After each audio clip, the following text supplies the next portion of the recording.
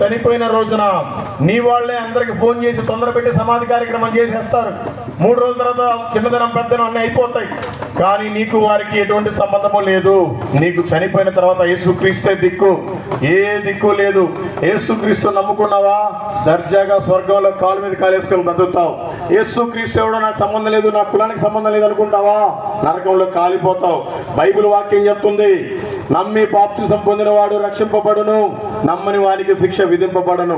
శిక్ష అంటే నాకేం పర్వాలేదు, నేను అందరికీ మంచి అన్నదానం పెడుతున్నాను, బట్టలు ఇస్తున్నాను, నేను పేదవాళ్ళకి సహాయం చేస్తున్నాను, ఎవరిది ఒక్క 5 పైసలు కూడా తినను, నా పాటికి కూలోని ఆలోచించుకుని నేను బ్రతుకుతున్నా, నేను మంచి నమ్మకస్తుని, నాకు ఊర్లో మంచి పేరుంది అని నీవు అనుకున్నా వ్యర్థమే. ఎందుకంటే బైబిల్ చెప్తుంది, నేనే మార్గము, నేనే సత్యము, నేనే జీవము, నా ద్వారా తప్ప ఎవ్వడు తండ్రి యొద్దకు చేరడు అని వాక్యం.